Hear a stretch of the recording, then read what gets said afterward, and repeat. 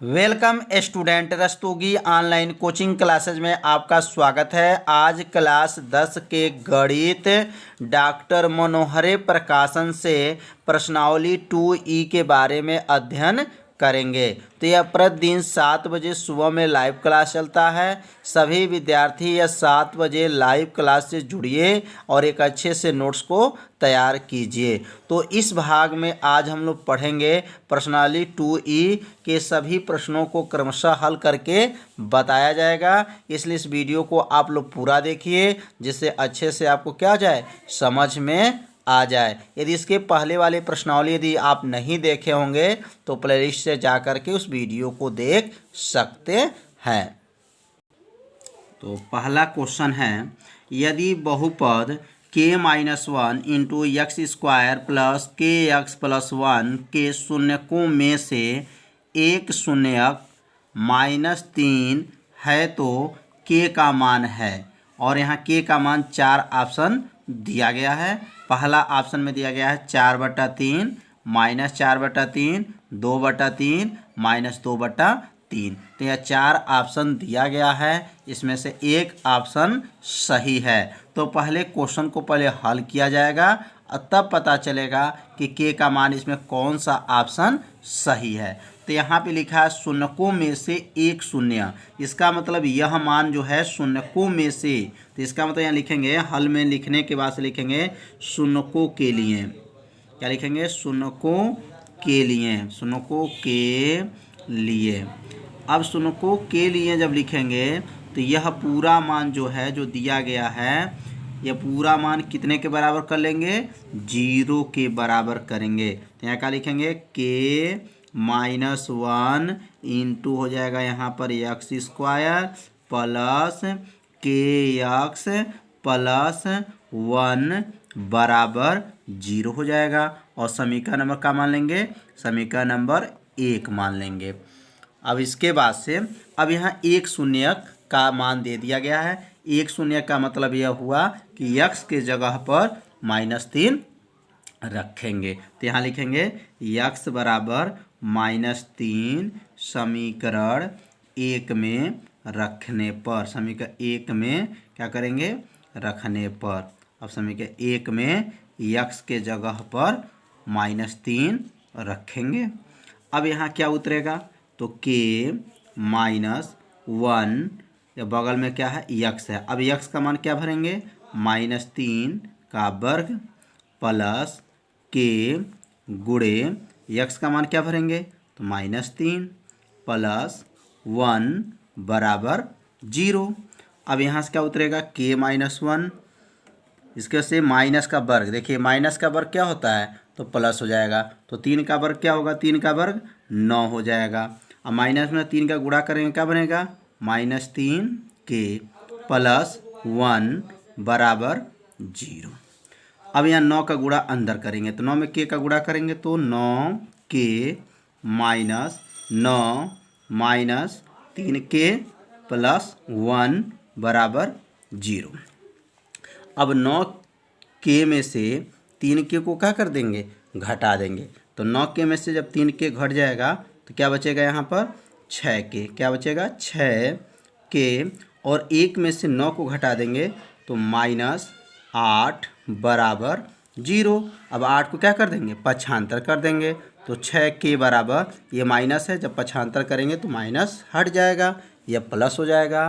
तो 8 हो गया, 6 के बराबर 8।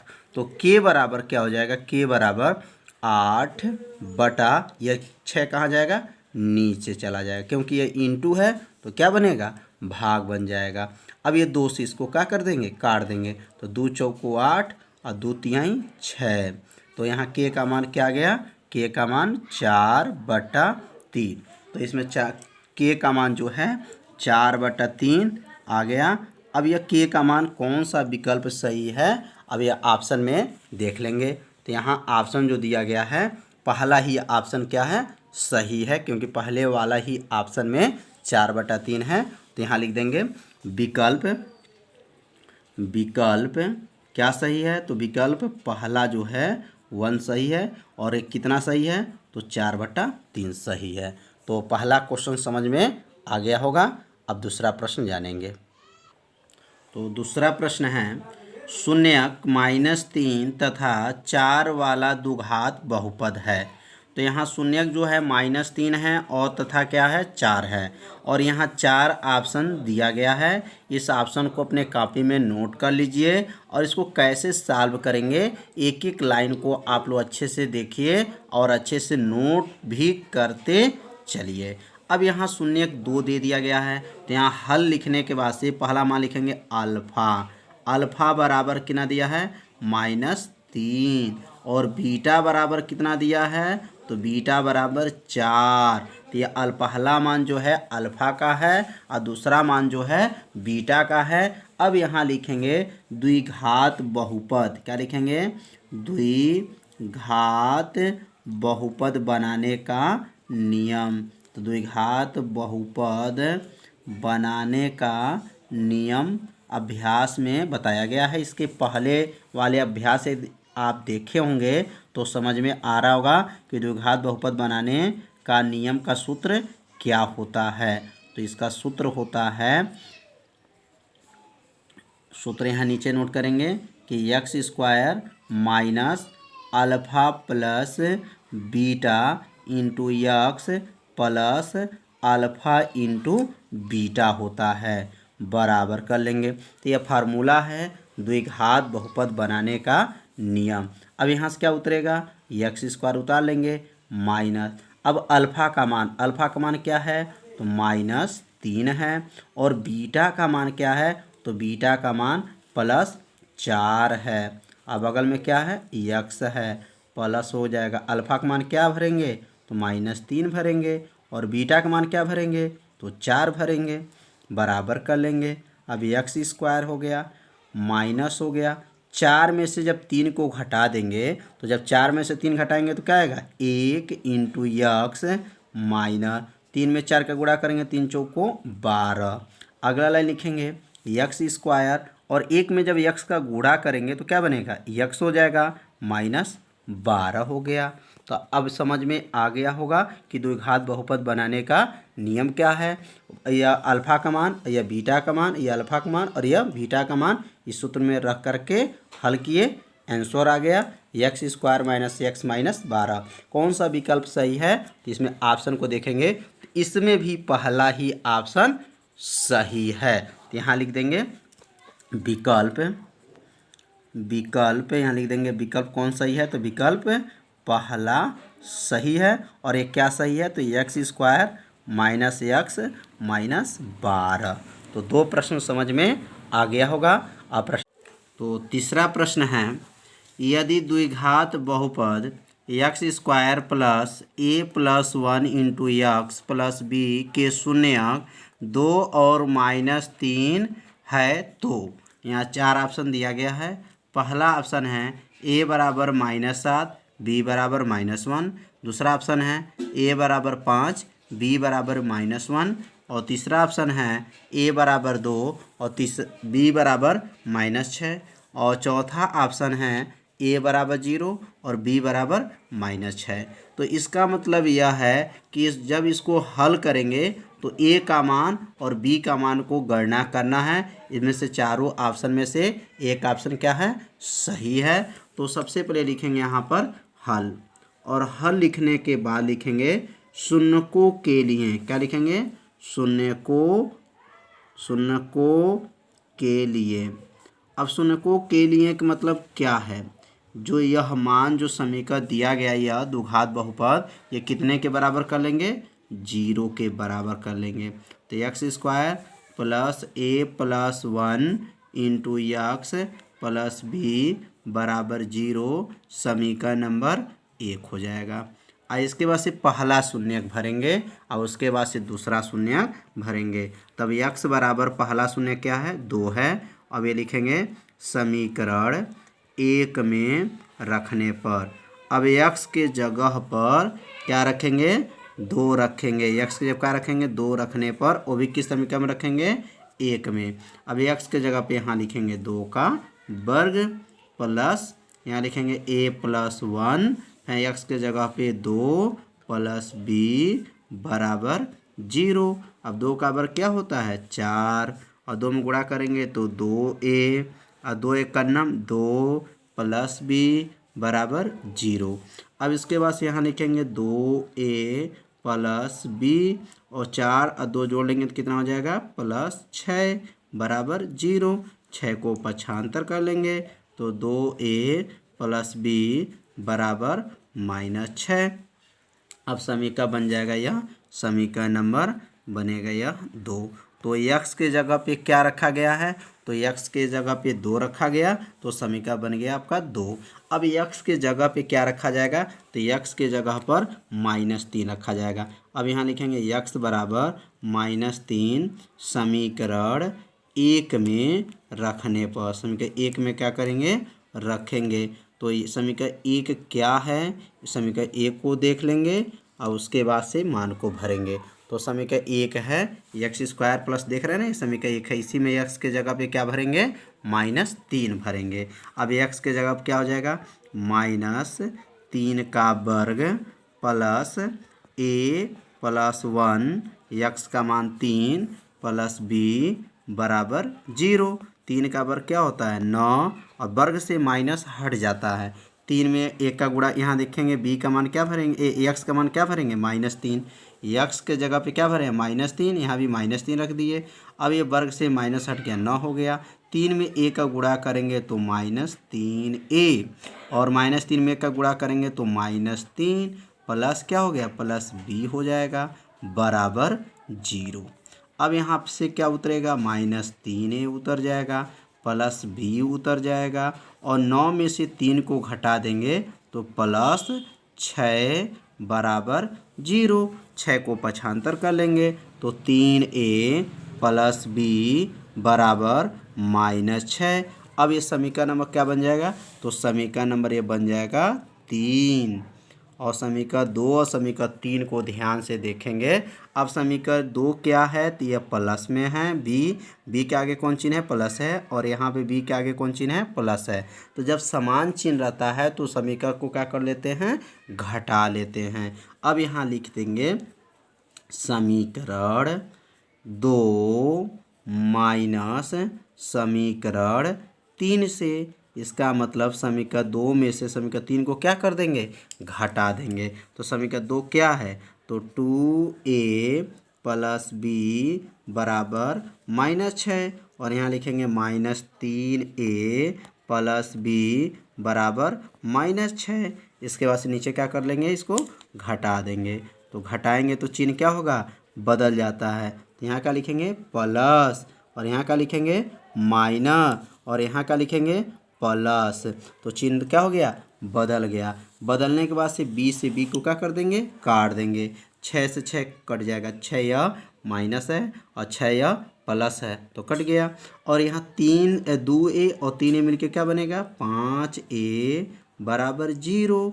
तो a बराबर 0/5, 5 से जब भाग कर लेंगे तो क्या आ जाएगा 0। इसका मतलब क्या हो गया a का मान 0 आ गया। यहाँ नीचे लिख देंगे a बराबर 0। तो a का मान तो 0 आ गया।